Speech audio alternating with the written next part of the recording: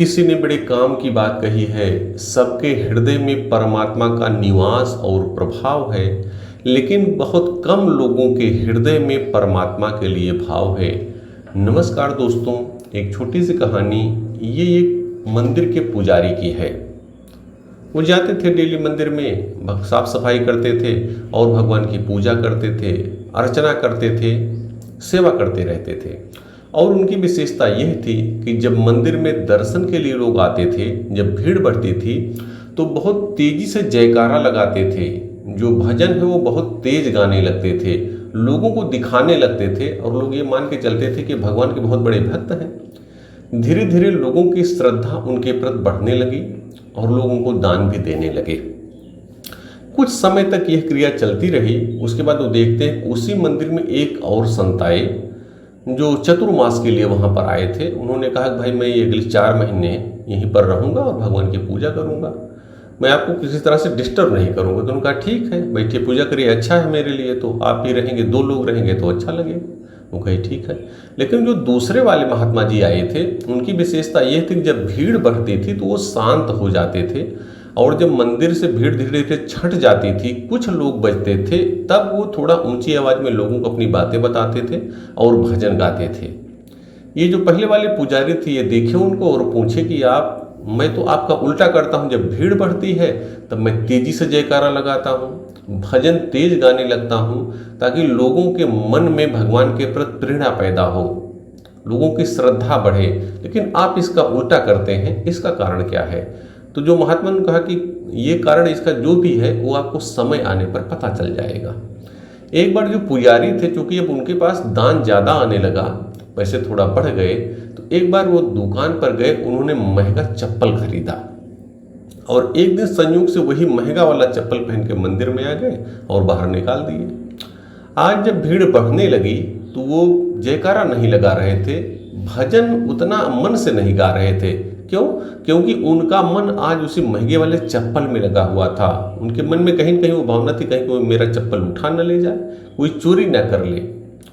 और वो अब आज ये सोच रहे थे किसी तरह जल्दी भीड़ ये खत्म हो और मैं जा करके देखूं। तो आज उनका मन पूरी तरह से लगा नहीं। लोगों को लगा आज क्या कुछ तो हुआ है पुजारी जी को, आज इनकी आवाज़ में वो खनक नहीं है। और जैसे ही भीड़ समाप्त हुई, वो जा करके बाहर देखे तो बड़ा उनको सुकून मिला, क्योंकि उनका चप्पल सुरक्षित था। अब धीरे धीरे शाम हो गई और वो अपने घर गए और खाना वाना खा करके सो गए। जब वो सो गए तो नींद में उनको एक सपना आया। सपने में देखते हैं कि एक दिव्य पुरुष उनके चप्पलों की रक्षा कर रहे हैं, खड़े हुए हैं और उस चप्पल को देख रहे हैं और उनसे कह रहे हैं कि जब तुम मंदिर में हो तो तुम्हें चप्पलों की चिंता करने की जरूरत नहीं है। ऐसा या इतना ही सुनते ही उनकी आंख खुल गई। आँख खुली तो देखे और ये सोचे कि अब ये घर वालों को बताएंगे तो कोई समझ नहीं पाएगा, सुबह हो जाए चलेंगे मंदिर में, उन्हीं महात्मा जी से पूछेंगे। अब सुबह हो गई और वो पहुँचे, जाकर के देखे, थोड़ा साफ सफाई किए, अगरबत्ती जलाए और देखे महात्मा जी बैठे हुए हैं। तो उनके पास पहुँचे और उनसे पूछे कि आज रात में मुझे एक स्वप्न आया है, इसका मतलब क्या है, मुझे बताइए। उनका बताओ कौन सा स्वप्न आया? उन्होंने कहा मैं जब सोया तो मैंने देखा कि एक दिव्य पुरुष आए हैं और जो चप्पलों की रक्षा कर रहे हैं और ऐसे मुझे कह रहे थे। तो उन्होंने कहा कि वो दिव्य पुरुष कोई और नहीं था, वो भगवान ही थे जो तुम्हें स्वप्न में कह रहे थे कि तुम जब मंदिर के अंदर आ गए हो तो तुम्हें अपने चप्पल की चिंता करने की जरूरत नहीं है। तुम मंदिर के अंदर हो और चप्पल की चिंता कर रहे हो, मैं मंदिर के अंदर रह करके भी तुम्हारे चप्पलों की रखवाली कर रहा हूँ।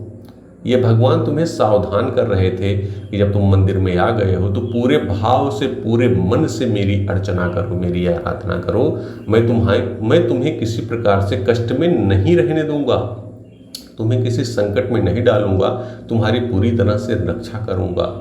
और ऐसा कह करके उनको समझाते हैं और कहते हैं कि मंदिर में आ गए हो तो पूरे मन से पूजा करो। तो आज वो महात्मा बताए कि इसीलिए देखो, जब भीड़ बढ़ती है तो मैं शांत रहता हूँ, भगवान का नाम लेता रहता हूँ, और जब भीड़ चली जाती है तब मैं बोलता हूँ ताकि मेरी बात लोग सुन सकें। ये आपने पूछा था बहुत समय पहले। अगर मंदिर में आ गए हो, भगवान की पूजा में हो, तो आपको दिखावा नहीं करना है, आप सच्चे मन से करेंगे, क्योंकि हम तो भगवान की पूजा के लिए हैं, हम एक दूसरों को थोड़ा दिखाना है कि हम पूजा कर रहे हैं, इसीलिए मैं शांत रहता हूँ। तो दोस्तों, ये छोटी सी कहानी जिसका सार स्पष्ट है, इसका सार ये है कि हम अगर भगवान को सच्चे मन से पूजेंगे, सच्चे मन से अपनी प्रार्थना करेंगे, तो भगवान हमारी प्रार्थना को जरूर सुनेंगे और हमें उसके हिसाब से फल अवश्य देंगे। तो अगर आप भगवान की शरण में चले जाते हैं, उनसे कोई प्रार्थना करते हैं, तो चिंता न कीजिए, कोई किसी प्रकार का शक न रखिए, वो आपकी प्रार्थना को जरूर सुनेंगे, उसके प्रकार से फल अवश्य देंगे। और ये सब और वही बातें जो बताई जाती हैं, भगवान ने ये क्षमता हम लोगों को दे रखी है, यह दिमाग हमें दिया है कि हमें सब सोच सकें, और भगवान ने बहुत सारी चीज़ें हमें ऐसी दे रखी है। तो भगवान ने जो भी चीज़ें हमें दी हुई है, उन सभी चीज़ों के प्रति कृतज्ञता का भाव अपनाएं और अपने जीवन को बेहतर से बेहतरीन बनाएं। याद रखिए, ऊपर वाले न भूलते हैं न भूल करते हैं, वह आपके प्रत्येक कर्म का फल अवश्य देते हैं। बहुत बहुत धन्यवाद।